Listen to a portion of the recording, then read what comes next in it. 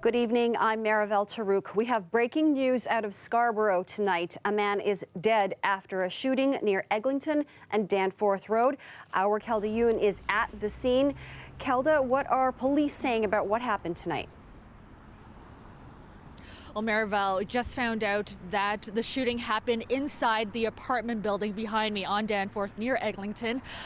Police got the call just after 4:40. When they arrived, they found a man suffering from serious gunshot wounds. We have since learned that he has died at the scene. Officers say that they tried performing CPR, were unsuccessful. EMS then tried to revive the man, also unsuccessful. And about 40 minutes ago, we learned that he has died at the scene.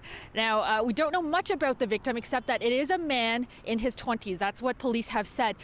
Suspect information, we don't know anything about the suspect at the moment. Now, homicide investigators, they have been called. They will be arriving shortly. There's a lot of police here. As you can see, the area has been taped off. I did speak to some residents who were standing outside just minutes ago, and they said that they lived on the 4th floor. Now, one woman said that she was just arriving home when she saw the tape, saw the police, and learned about what happened. And she says she believes that the victim is related to someone who lives on her floor, on the 4th floor, and police say that they will have to wait outside at the moment until they'll be allowed in maybe a little bit later, maybe an hour or two. Homicide investigators, as I said, they're on their way and they will be investigating.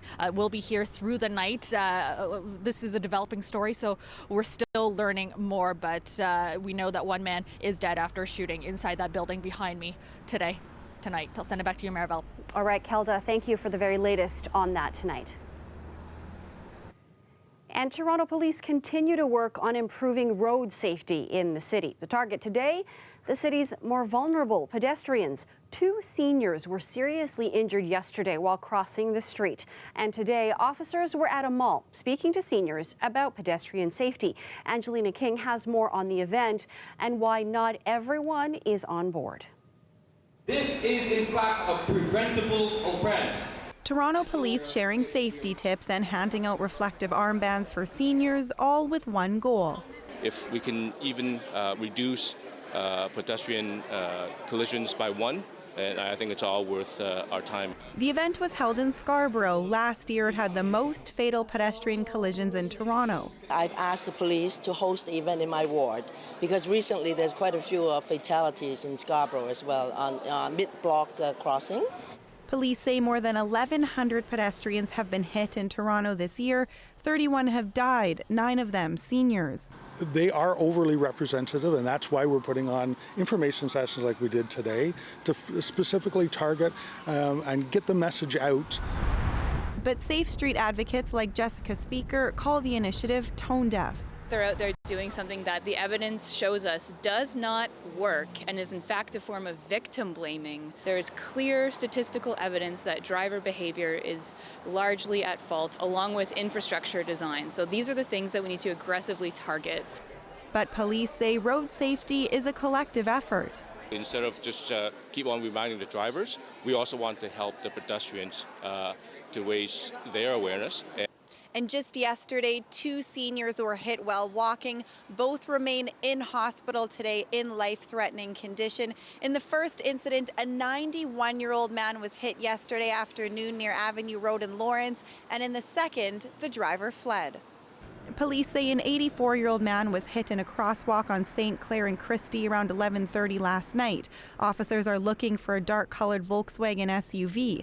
Incidents like these worry some seniors. When you walk, especially in the dark or early in the morning, it's always a little bit, people are driving too fast, they don't look.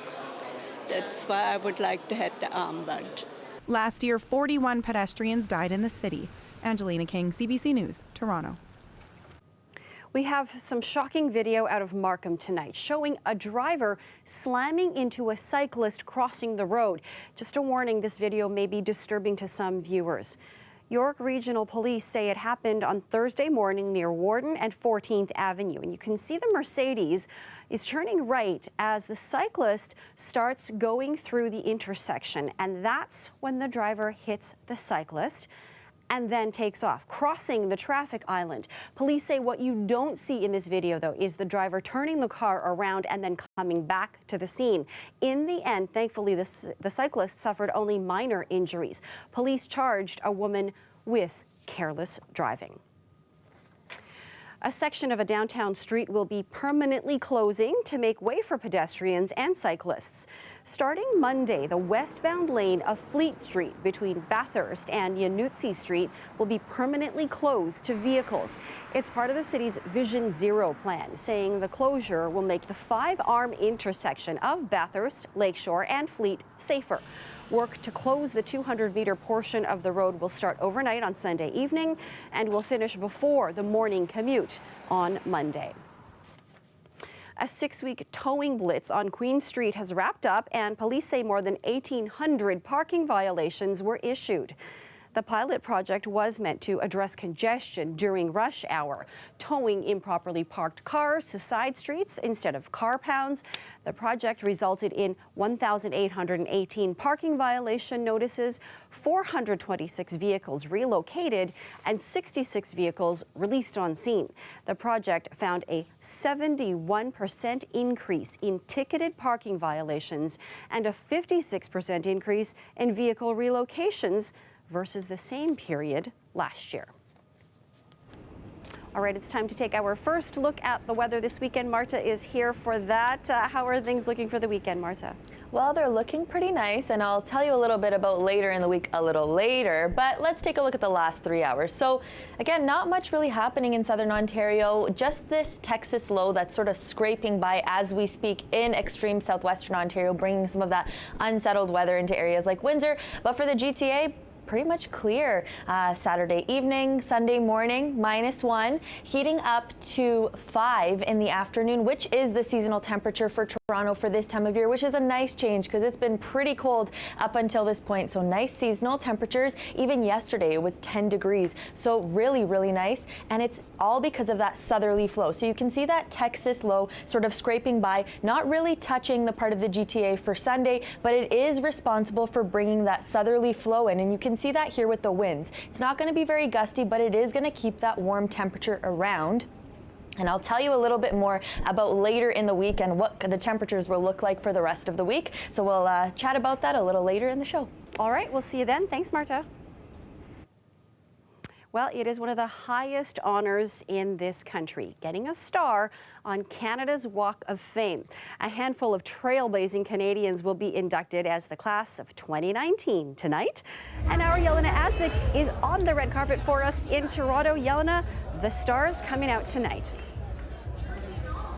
This is really quite a treat, I have to tell you, because we have so many different people that are here on the red carpet. They walked it earlier. Behind me, you can see a Will Arnett, the comedian. He's one of the inductees. I also had a chance to catch up with the grandchildren of Coombs. People know him as Mr. Dressup, of course. Also, Dr. Naismith, the inventor of basketball. His grandson was also here to chat with us. Now, I'm going to get the camera to turn around, and we're going to take a look. Right there is Frank Gehry. Architect, starchitect, truly a master. He's known for so many different buildings, of course, Walt Disney Building, also the Guggenheim Bilbao in Spain, and of course here at home, the Art Gallery of Ontario. And just in a moment's time, we're going to be able to get him on the red carpet. Now, I'm going to give you a little bit of behind the scenes of how this really works, because sometimes you gotta be brutal, you gotta be tough. Can I ask you, can we please get Frank, if you don't mind? We just want to get him. If we can get him right now, we're on live TV. Let's see if it works. Why not? In the meantime, I'll tell you that it really has been fantastic. When you get a chance to talk to someone like Will Arnett, he ends up sharing with us that he was so humbled by this.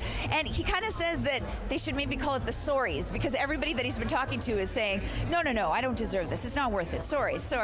So a lot of people here, humility is that classic Canadian quality that keeps coming through. But you know what? Sometimes you also have to just kind of go for it and not be so humble. So that's what we're going to do right now as we get a chance to talk to Frank Gehry. So come on over here.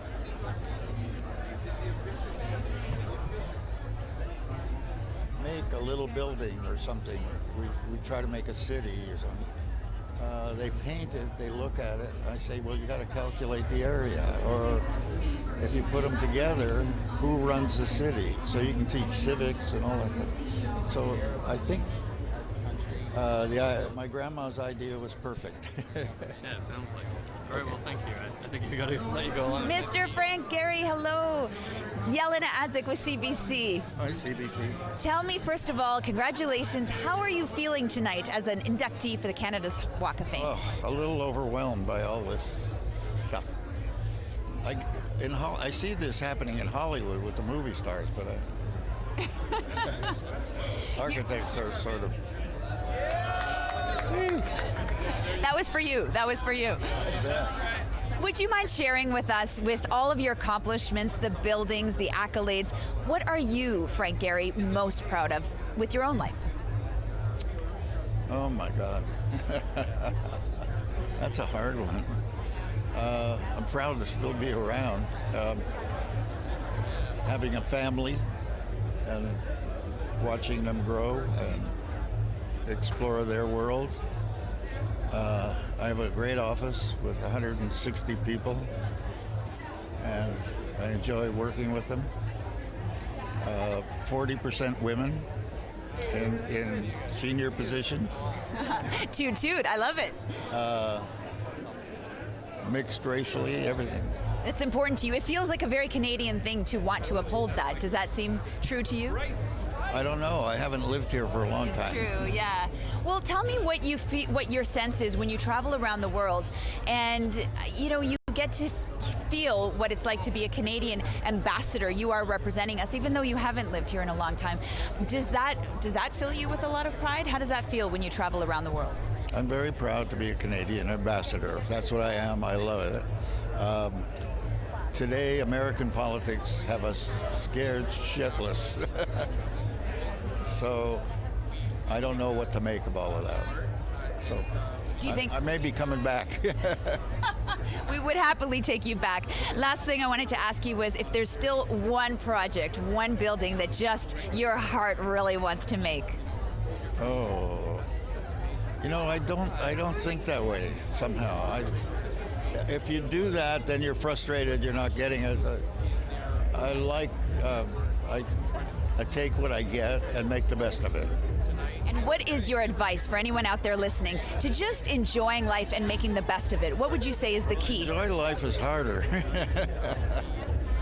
The frustrations and things that you go through, as you know, but creativity is worth.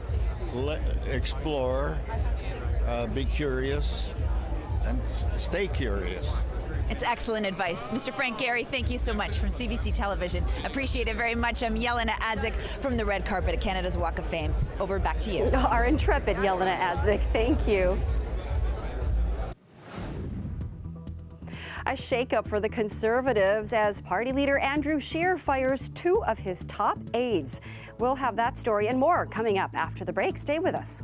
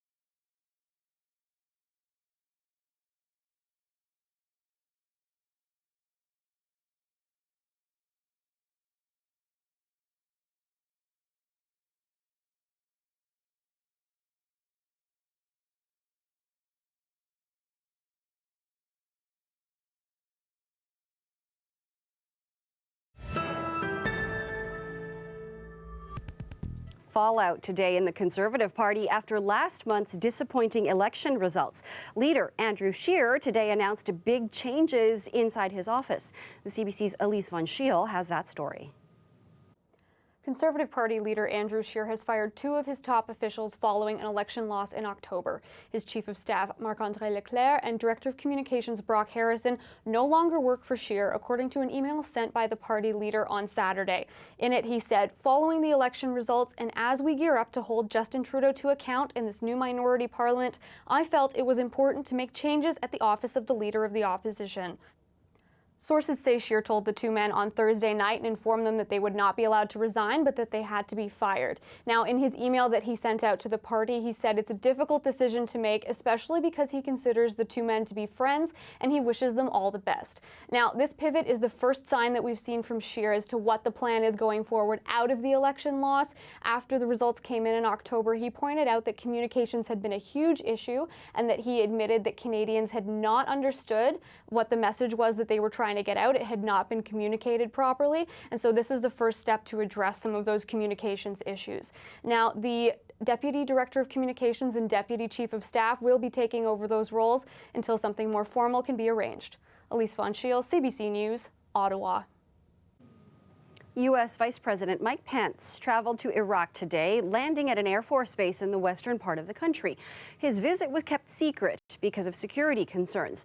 It came amid escalating violence in the country. As CBC's Lorenda Redekop reports, the unrest in Iraq is concerning people here at home. In Iraq, the violence escalated. Anti-government demonstrators throwing rocks, security forces using tear gas. Widespread protests in Iraq started on October 1st. People are furious about a lack of jobs and failing public services, including healthcare and education.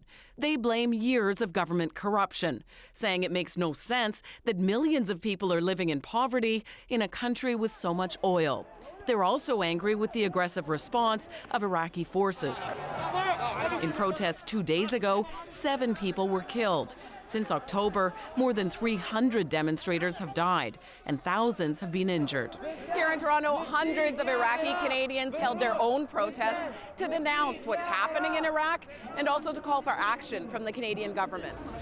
This woman just returned from Iraq a week ago. They just want their country back from the corrupted government that are ruling for 16 years. I feel I'm responsible to make them heard here and elsewhere because there is a very huge international silence of what's happening. We're peaceful and we're proud. We're Iraqis. We're loud. People here have been closely following the news from Iraq and can't believe it.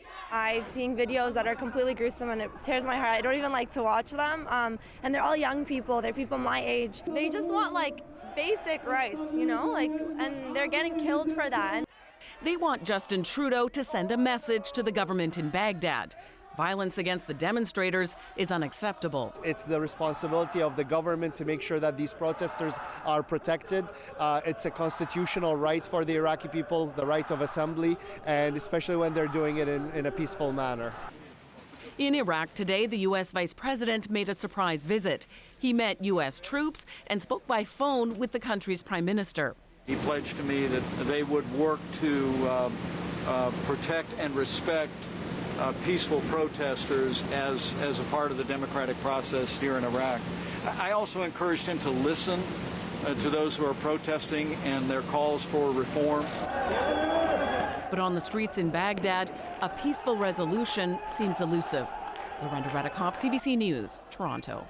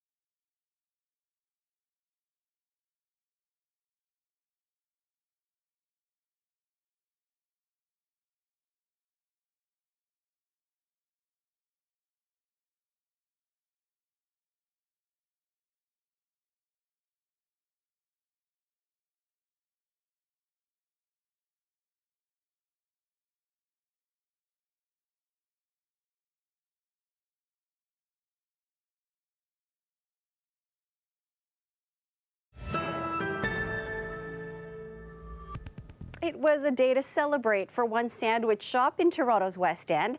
Sandwich and Such held its grand opening after a year of testing the waters as a training program for young adults with developmental disabilities. As Kelda Yoon reports, those involved say the operation is changing lives in more ways than one. 2, 1. It's a day they've been waiting for. The official grand opening. But just as quickly, everyone was back to work. Brandon Pereira's specialty is making coffee, but he also does other things. I cut carrots, celery, mushrooms, onion. You do all of that? Yes, all of it. He is one of 5 workers employed at the sandwich shop, earning a minimum wage. Each has a developmental disability. I like it here. Jordan Holtzman has been employed at the shop since it opened a year ago. The first year was focused on making sure the menu was up to par and, most importantly, that the workers were succeeding. Ever since I've seen Jordan at the shop, I've seen this huge change from him. When he first started here, we could barely get him to say more than one word sentence when we asked him a question, and now he's having full conversations. He looks forward to waking up in the morning. This was started by Reach Toronto, a nonprofit that was founded 6 years ago to teach adults with developmental disabilities financial literacy, independent living, and social skills. How are you folks today? Bo Forbes and Mary Salerno started the shop as a stepping stone towards meaningful employment for those with developmental disabilities. We weren't seeing out there that there was a lot going on that was very successful. 2-day job placements, a little resume building here and that, but not full-time employment. Forbes says he believes the operation works because it's not built around a person's disability. Success is that employee is employed because he does a great job, not because he's disabled. The goal for each worker is to eventually find employment elsewhere in the hospitality industry. But while he's here, Jordan says his favorite part are the friendships. They're kind, patient, and very understanding. Sandwich and Such doesn't rely on any government funding. It hopes the provincial government will step in the future. Kelda Yoon, CBC News, Toronto. Okay, so we've established, Marta, this is a good weekend to put up Christmas lights and decorations. Yes. Not later in the week. I mean, the next few days are going to be really nice. That's all I can say. I mean, it's going to be seasonal. In comparison to the last few weeks, it's been that we're kind of cold. This weekend and the next few days are going to be very nice. Seasonal temperatures. Let's just look at overnight tonight, Saturday overnight, -4 in Toronto. I mean, it's not that bad, right? 5 degrees by the afternoon, which is right on seasonal for this time of year for Toronto. And let's take a look at just a wider shot of the GTA. Oakville 5 degrees, Toronto 5 degrees as I mentioned, 4 degrees in Newmarket, 4 in Guelph. Zooming out into the bigger picture of Ontario, London 4 degrees, in extreme southwestern Ontario and Windsor 6. So yeah, right around seasonal for just everyone in southern Ontario. The precipitation forecast, just pay attention right here, there was that little green pop-up. That's for Monday where you could see that chance of showers in through the GTA, but really it's pretty much clear in terms of a precipitation forecast. Not much in the way of any rain or anything, just on Monday that chance there. Looking at Barrie, Hamilton, and Oshawa over the next 3 days. Again, on Monday is that chance for that shower. Some mixed precipitation for areas around Barrie and Cottage Country. But Toronto 7-day forecast, as I mentioned, looking very nice throughout. 5 degrees on Sunday, 6 on Monday, that slight little shower on Monday. 7 degrees, 9 degrees, and then a little later in the week it sort of drops down quite a bit, 9 to 1 degree, but really it's right around seasonal for this time of year, so looking like a great time to put up those Christmas lights. All right, we'll take it. Thanks, Marta.